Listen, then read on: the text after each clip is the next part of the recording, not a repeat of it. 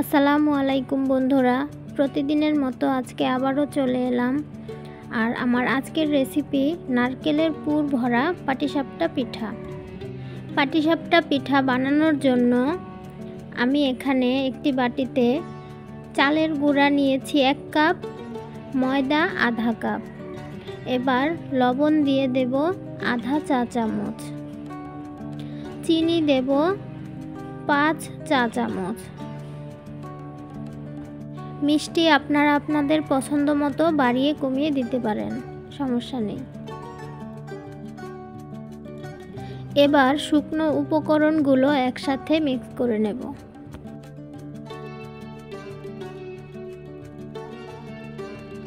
আজ আমি পিঠার গোলা দুধ দিয়ে বানাবো, তাই এখানে কুসুম গরম দুধ নিয়েছি।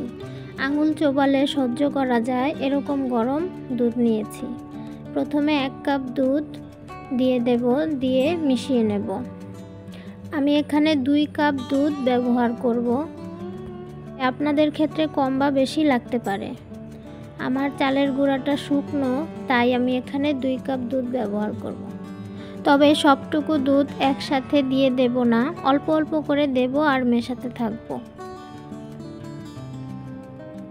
এখন আবারও একটু দিয়ে দিলাম।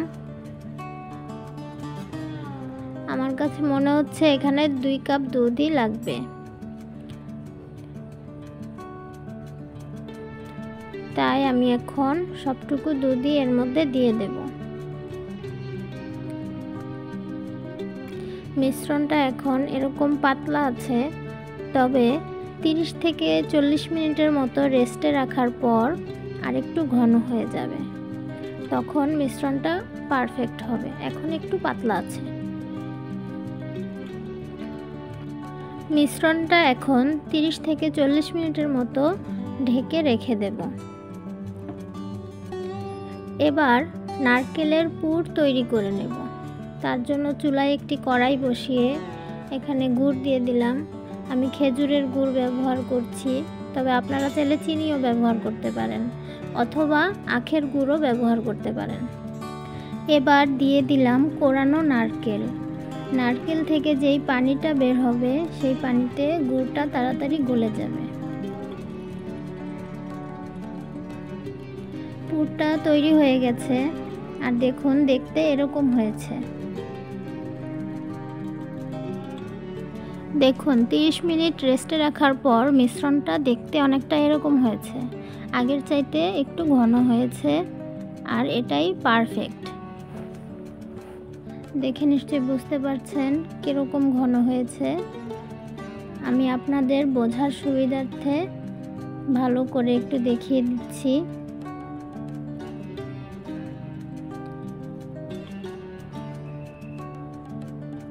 দেখুন এরকম হবে। এবার পিঠাগুলো বানানোর জন্য চুলায় একটি তাওয়া বসিয়ে দিলাম, দিয়ে দিলাম সামান্য একটু তেল। এবার একটি টিস্যু পেপার দিয়ে তাওয়াটা মুছে নেব। আপনারা চাইলে নরম সুতি কাপড় দিয়েও মুছে নিতে পারেন। এবার চামচ দিয়ে পিঠার মিশ্রণটা দিয়ে দেব। প্রতিবার দেওয়ার আগে এভাবে একটু নেড়ে নেব। তাওয়ায় দিয়ে দিলাম। এবার চামচ দিয়ে এভাবে একটু ছড়িয়ে গোল করে দেব।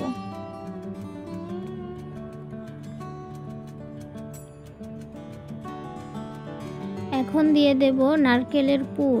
পুরটা পিঠার এরকম এক সাইডে দিতে হবে। এবার যে সাইডে পুরটা দিলাম সেই সাইড থেকে এভাবে ভাঁজ করে নেব। আশা করি দেখে বুঝতে পারছেন।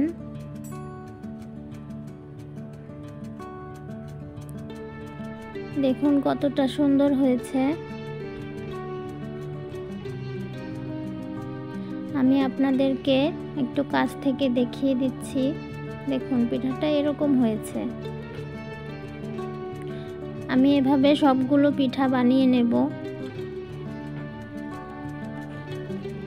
আর সবগুলো পিঠাই দেখতে একই রকম হবে যদি আমি যেভাবে বানাচ্ছি সেই একইভাবে আপনারাও বানান।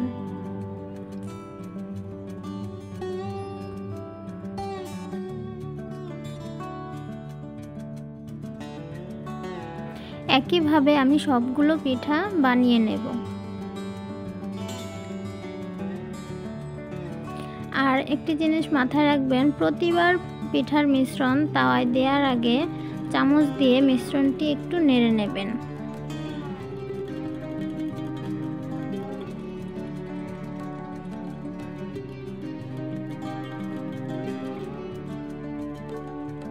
সবগুলো পিঠা আমি বানিয়ে নিয়েছি।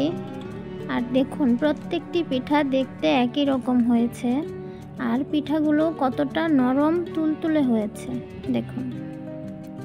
আশা করি দেখে বুঝতে পারছেন কতটা নরম হয়েছে।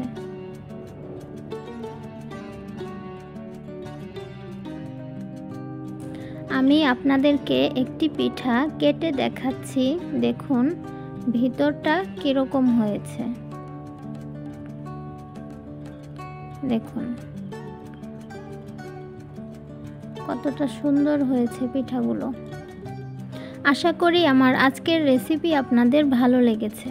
এতক্ষণ সাথে থাকার জন্য ধন্যবাদ। আল্লাহ হাফেজ।